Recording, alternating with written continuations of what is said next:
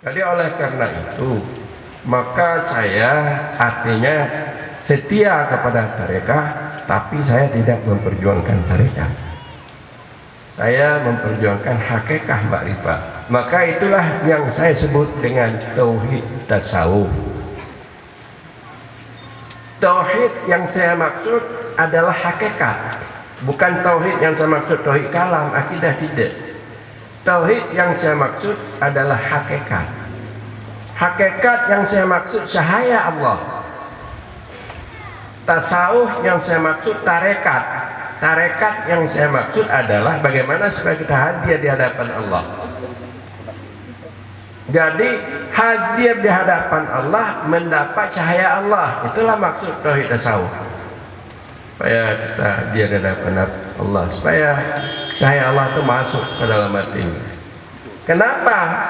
Karena saya lihat banyak di antara kita bukan cahaya Allah itu yang masuk. Saya duit, saya pangkat, saya perempuan, itu masuk.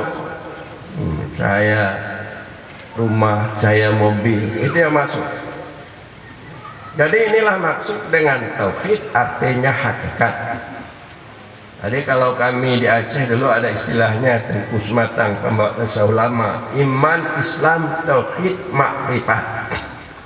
Hakikat saboh makna itu dikatakan din agama. Bila mana sabohana di antaranya, lainnya rusak biasa. Orang Aceh mengatakan begitu.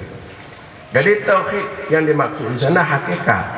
Hakikat yang dimaksudkan itu cahaya Allah.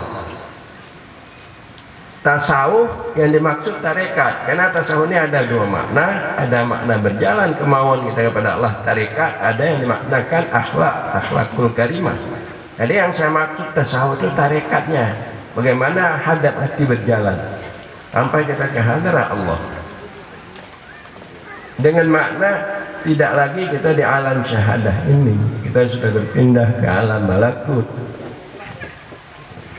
Sudah hadir kita di alam jabarut, jadi kita terlihat keberadaan Allah, cahayanya di dalam batin kita. Jadi kalau cahaya Allah itu sudah ada dalam batin, maka inilah yang dimaksud, kita bisa beribadah dengan jalan khusyuk, luduh hati kepada Allah. Mengapa salat saya Allahu Akbar, dia itu pergi-pergi salat nih, saya pergi-pergi, saya sedang salat di masjid, tapi kadang-kadang saya pergi juga kantor. Padahal salat, karena cahaya Allah, cahaya kantor lebih banyak daripada cahaya Allah, cahaya istri lebih banyak daripada cahaya Allah. Inilah yang maksud. Jadi bagaimana kita supaya bisa dapat cahaya tarekat.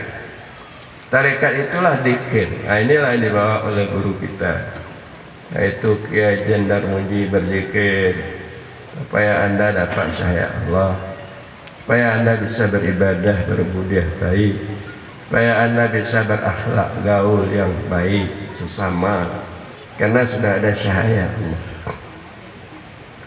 Jadi mudah-mudahan dengan adanya ilmu yang bersih, hal yang bersih, hal yaitu terlihat dalam batin kita.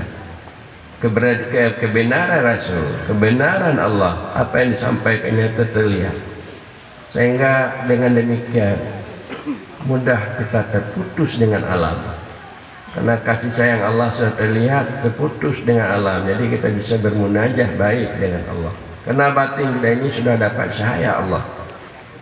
Itu dikatakan bagus hal dan bagus ittisal. Ini sufi. Yang ketiga adalah, pertama bagus ilmunya, bersih ilmunya, kedua bersih halnya, ketiga bersih ittisalnya. Ittisal artinya kita ini bersambung dengan Allah, karena kita ini bekas daripada perbuatan Allah. Perbuatan Allah bersambung dengan sifatnya, sifatnya bersambung dengan zatnya. Cara bersambungnya bagaimana? Bersambungnya hilang, panah. Jadi tidak terlihat lagi kita, maka perbuatan kita terlihat perbuatan Allah. Hilang perbuatan kita, dahir perbuatan Allah.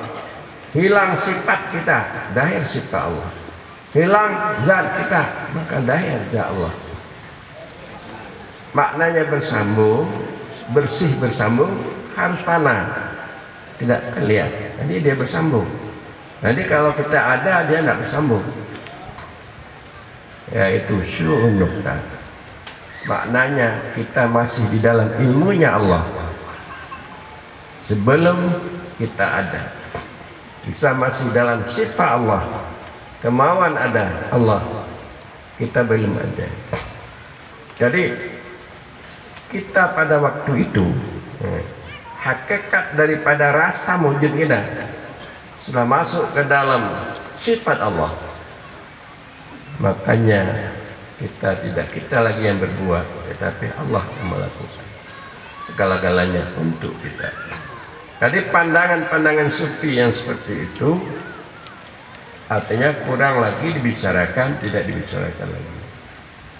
Jadi padahal itu perlu dibicarakan supaya jangan ananiyah, keakuan, kesombongan seolah itu dari kita, maka timbul kesombongan.